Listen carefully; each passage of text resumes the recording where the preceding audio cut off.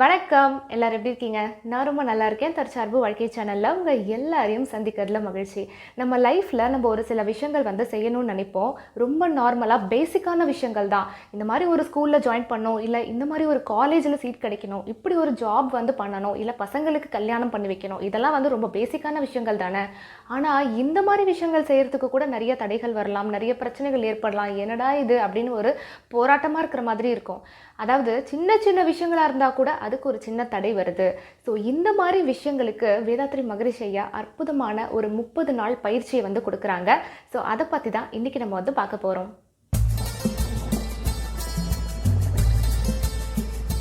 எண்ணம்ங்கிறது ஒரு விதை மாதிரி அப்படின்னு எல்லாரும் சொல்லக்கூடிய ஒரு விஷயம்தான். ஒரு விதையை மண்ணில் விதைச்சதுக்கப்புறம் அந்த விதை செடியாகி மரமாகி பூ பூத்து காய் காய்ச்சி கனி கொடுக்குற வரைக்கும் நம்ம அப்படியே விட்டுற மாட்டோம்ல. விதைச்சதுக்கப்புறம் என்ன செய்வோம்? தண்ணி ஊற்றுவோம். அப்போ தேவையில்லாத களை செடிகள் இருந்துச்சுன்னா அதெல்லாமே நீக்கிடுவோம். மெயின்டெனன்ஸ் எல்லாம் நம்ம பண்ணுறோம்ல. அதே மாதிரி நம்மளுடைய எண்ணம் அப்படிங்கிற ஒரு விதையை விதைச்சதுக்கப்புறம் நமக்குள்ளே இருக்கிற தேவையில்லாத களை செடிகள் எல்லாத்தையும் நம்ம பிடுங்கி வெளியே வீசணும். அந்த மாதிரி ஒரு 10 களை செடிகள் நமக்குள்ளே இருக்குது. அதெல்லாம் நம்ம ரிமூவ் பண்ணணும். அப்போ தான் அந்த எண்ணம் அப்படிங்கிற அந்த விதை செயலாக மாறுறதுக்கான சாத்தியக்கூறுகள் அமையும் அப்படின்னு சொல்கிறாரு. ஸோ முதல் விஷயம் நம்மக்கிட்ட இருந்து வெளியே வீச வேண்டிய ஒரு விஷயம் என்ன அப்படின்னா கோபம். இந்த கோபம் அப்படிங்கிறது ஒரு தற்கொலை. உங்களை நீங்களே தற்கொலை செய்துக்கிறீங்கன்னு அர்த்தம். ஒவ்வொரு தடவை நம்ம கோவப்படும் போதும் நம்மளுடைய ஜீவகாந்த சக்தி தான் செலவாகுது. அப்போ எப்போல்லாம் நம்ம கோவப்படுறோமோ நம்ம ஞாபகம் வச்சுக்கணும், ஒவ்வொரு தடவை கோவப்படும் போதும் நம்ம தும்பப்பூலையே தூக்க மாட்டிக்கிறோன்னு அர்த்தம்.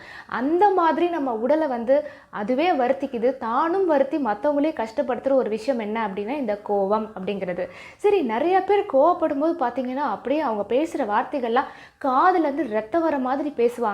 அப்படி எப்படி அந்த மாதிரியான வார்த்தைகள் வருது? அவங்க கோவப்படும் போது மட்டும்தான் பார்த்தீங்கன்னா அந்த மாதிரிலாம் பேசுவாங்க. ஆனால் அந்த கோபமெல்லாம் முடிஞ்சதுக்கப்புறம் பார்த்தீங்கன்னா அப்படியே பச்சை குழந்தை மாதிரி இருப்பாங்க. எப்படி அந்த மாதிரி கோவப்படும் போது மட்டும் அந்த மாதிரி ஆக்ரோஷமாக பேசுகிறாங்க, தேவையில்லாத வார்த்தைகளை வர விட்டுடுறாங்க அப்படின்னு யோசிக்கும்போது, அதாவது நம்ம விலங்கின பதிவுகள் நம்மக்கிட்ட இருக்குல்ல. அதாவது இந்த அனிமல்ஸுடைய இதுலேருந்து தான் நம்ம வந்திருக்கோம். அப்போது அந்த ஆக்ரோஷமாக ஒரு மிருகம் இன்னொரு மிருகத்தை அடித்து சாப்பிட்ற அந்த குணம் அப்படிங்கிறது டீஃபால்ட்டாக நமக்கு இருந்திருக்கும். கரெக்டாக? அது மட்டும் இல்லாமல் உலக மக்கள் நிறைய பேர் இதே மாதிரி கோவப்பட்டிருப்பாங்கல்ல. எத்தனை பேர் கோவப்பட்டிருப்பாங்க. அது எல்லாமே என்ன ஆகும்னா இந்த பிரபஞ்சத்தில் அப்படியே பதிவாகும். அப்போ அந்த ஃப்ரீக்குவன்சிக்கு நம்ம மேட்ச் ஆகும்போது, அந்த கோபமான ஒரு ஆக்ரோஷமான ஒரு ஃப்ரீக்குவன்சி வரும்போது, யாரெல்லாம் அதே ஃப்ரீக்குவன்சியில் அந்த மாதிரி கோவப்பட்டாங்களோ அது அப்படியே உள்ளுக்குள்ளே இறங்க ஆரம்பிச்சிடும். அப்போ அந்த பிரபஞ்சத்தில் பதிவான அந்த தேவையில்லாத வார்த்தைகள் என்னென்ன இருக்கோ அதெல்லாம் அப்படி உள்ளுக்குள்ளே கிட்டத்தட்ட பார்த்திங்கன்னா அந்த டைமில் ஒரு பேய் உள்ளே இறங்குன மாதிரி ஆகிடும். அப்படி பயங்கரமாக ஒரு ஆட்டிட்டு தான் போகும். அந்த மாதிரி போனதுக்கப்புறம் பார்த்திங்கன்னா அப்படியே ஒரு பச்சை குழந்தை மாதிரி இருப்பாங்க. கோவப்படுறப்ப கிட்டத்தட்ட ஒரு அந்நியன் மாதிரி ஆயிடுவாங்க. உள்ளுக்குள்ளே ஏதோ ஒன்று பேசிட்டு போன மாதிரி தான் அவங்களுக்கு தோணும். நம்ம என்னடா இப்படி பேச்சாடா பேசின, காதெல்லாம் கருகி போச்சு அப்படின்னு சொன்னால், நானா அப்படி பேசினேன் அப்படின்ற மாதிரி நம்மக்கிட்டே கேட்பாங்க. எனக்கு சுத்தமாக ஞாபகமே இல்லைன்றுவாங்க ஒரு சிலர். என்னன்னா அந்த ஃப்ரீக்குவன்சியில் அவங்களுக்கு கவனம் அப்படிங்கிறது கூட வரமாட்டேங்குது.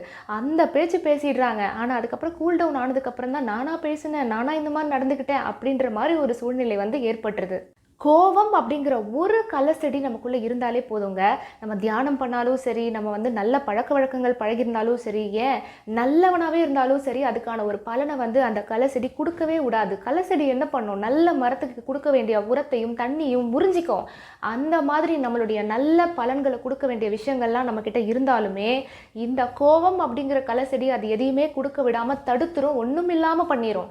அப்போ கோபம் அப்படிங்கிறது நம்மளுடைய எனர்ஜியும் வேஸ்ட் ஆகுது. ஜீவகாந்த சக்தி தான் அவ்வளவு விரயமாகுது. பயோமேக்னெட்டிக் எனர்ஜி அப்படிங்கிற நம்ம உடலுக்கு தேவையான சக்தியை அப்படியே உறிஞ்சி எடுத்துரும். எப்படி களைச்செடி தண்ணியை உறிஞ்சுதோ அந்த மாதிரி உறிஞ்சி எடுத்துரும்.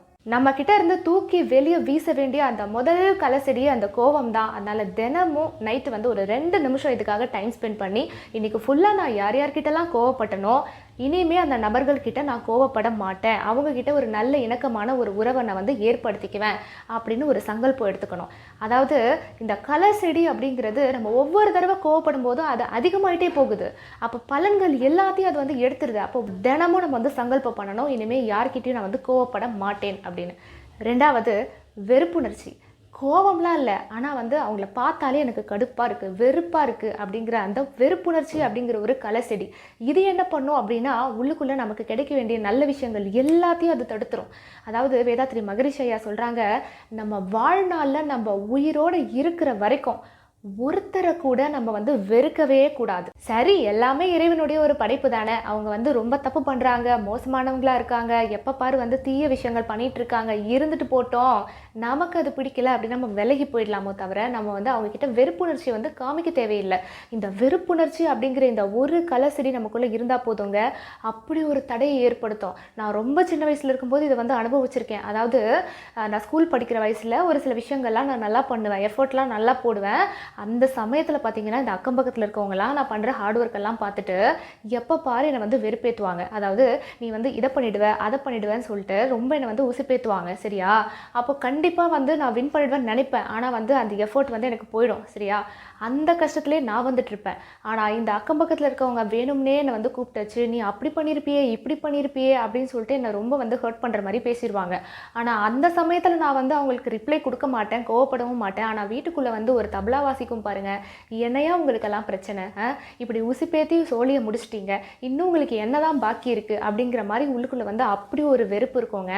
அதுக்கப்புறம் திரும்ப ரிப்பீட்டடாக என்னாச்சுன்னா, நான் சொல்கிற விஷயங்கள் எல்லாமே ரொம்ப சின்ன வயசில். சரியா?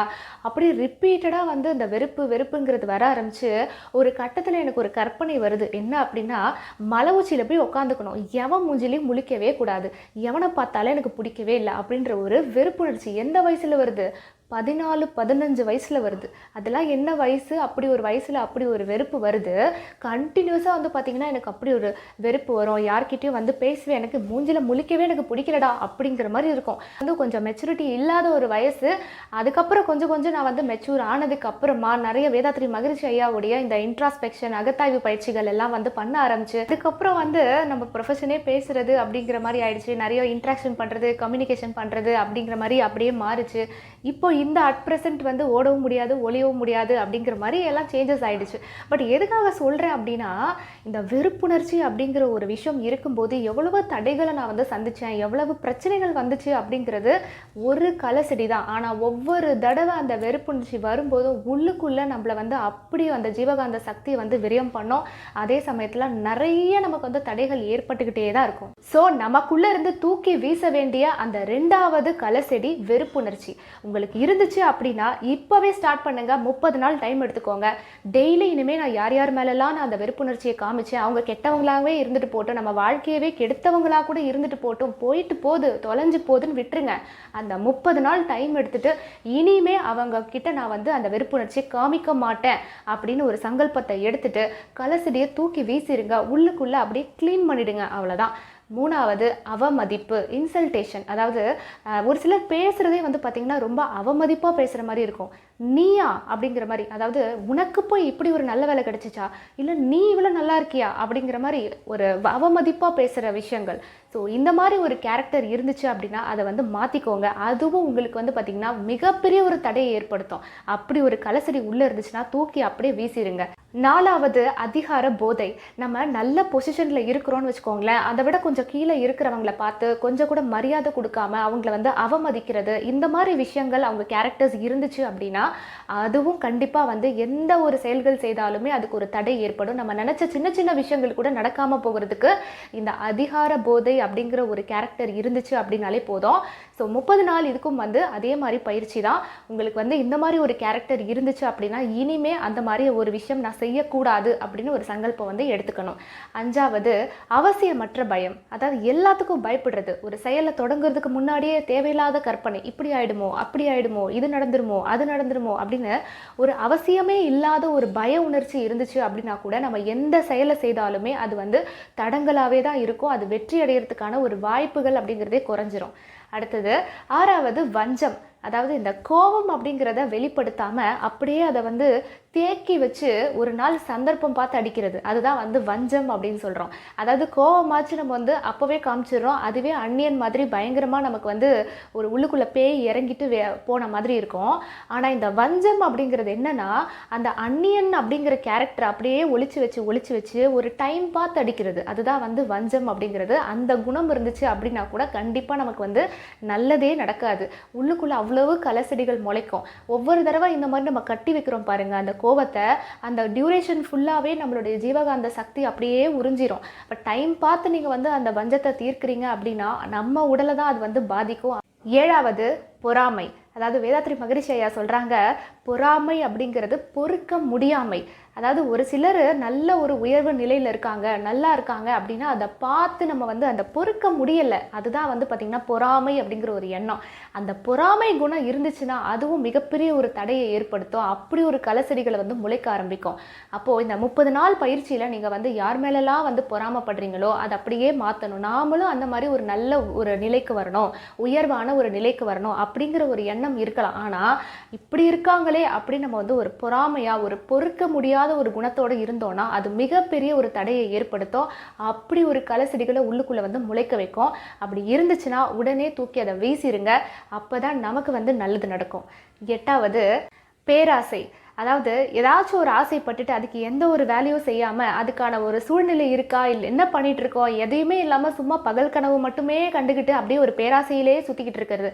இந்த மாதிரி ஒரு குணம் இருந்தாலோ கண்டிப்பாக நம்ம வந்து எந்த விஷயம் செஞ்சாலுமே அது வந்து நமக்கு தோல்வியில் தான் போய் முடியும்.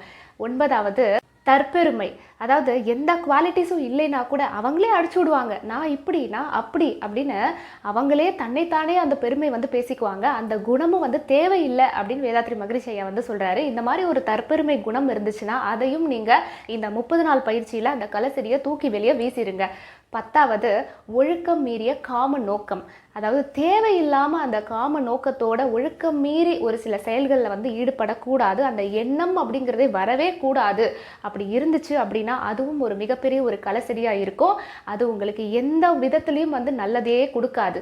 அப்போ அந்த கலசெடியை தூக்கி வெளியே வீசிடணும். ஸோ இந்த 10 விஷயங்களும் நமக்குள்ளே இருக்கிற குப்பைகள் அதெல்லாம் நமக்கு வந்து தடைகளாக இருக்குது. நம்ம வந்து சாதிக்கிறதுக்கும் நம்ம செயல்கள் செய்கிறதுக்கும் சின்ன சின்ன விஷயங்கள் பண்ணுறதுக்கு கூட அது தடையாக ஏற்படுத்தும். ஸோ கோபம், வெறுப்புணர்ச்சி, அவமதிப்பு, அவசியமற்ற பயம், அதிகார போதை, வஞ்சம், பொறாமை, பேராசை, தற்பெருமை, ஒழுக்கம் மீறிய காம நோக்கம், இந்த 10 கலசெடிகள் உள்ளுக்குள்ளே இருந்துச்சுன்னா இப்போவே அந்த 30 நாள் டைம் டேபிள் போடுங்க. டெய்லி இனிமேல் நான் கோவப்பட மாட்டேன், அந்த மாதிரி 10 விஷயங்களும் இனி நான் வாழ்க்கையில் செய்ய மாட்டேன் அப்படின்னு உள்ளுக்குள்ளே இருக்கிற கலசெடிகள் எல்லாத்தையும் தூக்கி வெளியே பிடுங்கி வீசிடுங்க. அப்போ இந்த தடைகள் நீங்கிட்டாலே உங்களுக்கு வந்து என்னென்ன சேரணுமோ அது எல்லாமே சேர்ந்துடும். ஸோ தடைகள் எல்லாமே நீங்கிரும். ஸோ இந்த பதிவு கண்டிப்பாக உங்களுக்கு பயனுள்ளதாக இருந்திருக்கும் அப்படின்னு நினைக்கிறேன். மீண்டும் வேறொரு நல்ல பதிவில் உங்கள் எல்லாரையும் சந்திக்கிறேன். நன்றி. வாழ்க வளமுடன்.